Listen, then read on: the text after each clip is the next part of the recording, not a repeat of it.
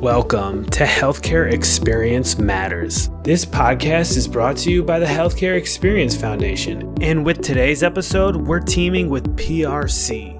This podcast is dedicated to transforming the healthcare experience so that every person can receive and deliver the best care. And welcome back to Healthcare Experience Matters. Our guest today is Katie Owens, and I am your host, Casey Callanan. Today, we're going to be discussing physician engagement, communication, and results sharing.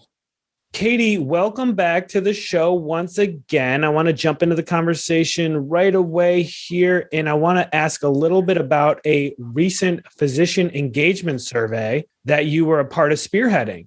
So what did you learn from this physician engagement survey, and how does it kind of relate to today's topic?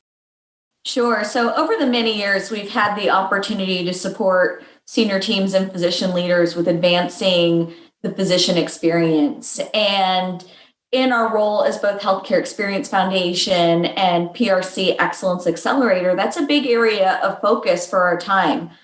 PRC has the largest database of physician loyalty in the United States. And, what we're learning is that a lot of times organizations say physician engagement is a priority here, yet what we measure gets managed. And so having a process in place to systematically measure and improve physician engagement has just been one of the big kind of necessities given the current climate of healthcare right now.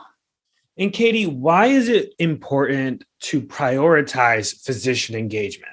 Sure. Well, at the end of the day, any organization's medical staff are caring for their patients across the continuum of care, whether those physicians and providers are employed, whether they're independently practicing in the community, and you count on their trust and confidence to refer their patients to your specialists or to your healthcare system.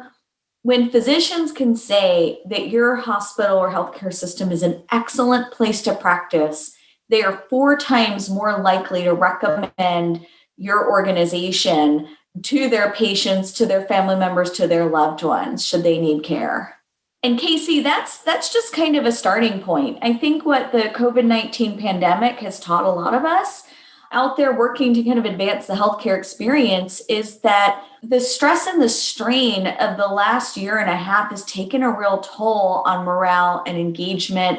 We're seeing heightened levels of compassion fatigue, stress, and burnout. And so many times an organization will measure physician engagement every couple years, every 2 years. And what we're really learning is that the best organizations that are really focused on this are willing to at least take an annual look, which gives enough time to demonstrate, hey, this is what we're hearing from our medical staff, build some meaningful action plans, and show progress to then survey again. And then sometimes we see organizations do pulse checks to check the temperature throughout the year. But at the end of the day, demonstrating to physicians and providers that your voice really matters and that we're going to take action as a leadership team to make this organization the best place for you to practice is really important in advancing any given balanced scorecard result.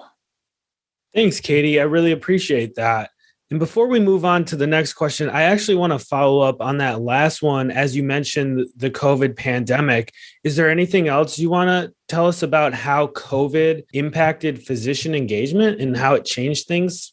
Yeah, sure, of course. So what we've seen really emerge in particular in the physician leadership teams that we work with is a real need to kind of go back to basics and look at resiliency, look at gratitude, support physician leaders with emotional intelligence, which, self-awareness affords us the chance to self-manage. It seeds empathetic relationships and more successful relationships.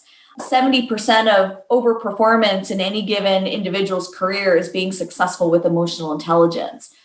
And so I think adding the layers of resiliency, emotional intelligence, compassion, those are some of the big needs that we're seeing across organizations to support physician engagement. And Katie, what are some key ways that organizations measure physician engagement? Sure. So the most successful way that we've seen organizations measure is by conducting a survey. The survey doesn't replace the conversation, but the survey affords a senior team the opportunity to take a macro view of what are institutional factors that need to be managed or improved upon to support physician engagement. And then it starts the conversation. So if you've just conducted a physician engagement survey, if you're thinking about doing one, the power behind it is based on the results, communicating the results transparently in a way that builds trust. And then most importantly is rolling up your sleeves and meeting one by one or meeting in small groups as a cohesive senior leadership team with your medical staff. And so that means that each senior team is unified with a common purpose. Everyone knows the types of questions that are going to be asked of the medical staff following a survey, and that the senior team is aligned in building an action plan together. So, how often would you recommend that surveys be done like this? When we look at organizations who improve physician engagement the most, those organizations statistically tend to do the survey every year. We're also seeing now the need for pulse checks throughout the year, where organizations can do a quick check with their physician leaders or their medical staff on key issues. They're also able to assess progress. So at the end of the day, each organization's got unique challenges with their medical staff, different dynamics between employed and independent medical staff. So it's kind of a senior team by senior team decision, but at the end of the day, what we're seeing work the most to move the needle is at least an annual survey. That sounds like a good rule of thumb. So annually is what you're saying. When it comes to improving physician engagement, based on what you've seen, where do senior teams excel and where do they make mistakes? In our experience, many times when a senior team is looking through their results, there can be a lot of questions around where do we start? And what we recommend is that they really begin with a step-by-step process of rolling out the results. And sometimes that can be a little intimidating when the results are not what they're caught off guard and the results aren't what they were expecting, or the results have really decreased. It can feel uncomfortable with where do we go from here? And at the end of the day, and we've even built communication toolkits to make this an easier process, it's opening up the conversation with vulnerability. It's recognizing that we're not where we hope to be, not where we expected to be. And as a senior team and as a physician leadership team, we're really committed to listening and partnering with our medical staff to build meaningful solutions. Now, on the flip side, many senior teams will see results go up, and sometimes those results end up filed away, and the real movement comes through the conversations and rolling out the results, but doing it in a way that builds and reinforces trust. Following a physician engagement survey, physicians are 2 times more likely to report improved loyalty when they know the results of the survey. And another 2 times more likely to improve loyalty when they can say throughout the year they saw improvements made as a result of that survey. So it's the connection, it's the communication, it's the relationship. Do you have any other thoughts on communicating the survey results? Absolutely. If you've looked at physician engagement over time and you've done a survey and maybe you didn't roll out the results and you wish you could go back in time and change that, well, we all know we can't. And so it's really important to kind of let go of that and say, let's recommit to learning and finding out what our blind spots are. And then as we're rolling out the results, being really genuine that, hey, we know that there were times when we could have handled this better. This is our commitment now. Will you join us in finding some ways to make this a better place for you to practice or your peers to practice? Absolutely, Katie. And I just want to ask before we do wrap up today's conversation, if there's anything else valuable that you think the audience should hear about when we're talking about physician engagement, communication, and then sharing those results. What I would add is any senior team is going to know their physician champions. When you are working with medical staff following a survey and you know that this group is engaged, they're interested, they're the ones that you know you can always count on. You're still beginning with authenticity. You're still listening. That personal connection's really important. Reinforcing goodwill by asking them what they're most proud of. What can we do to continue to evolve the organization? That's going to be the easier conversation. Every senior team also knows these are the members of their medical staff that may be perceived as challenging or not as well known, or maybe they don't spend as much time with the hospital, or you're trying to influence more referrals.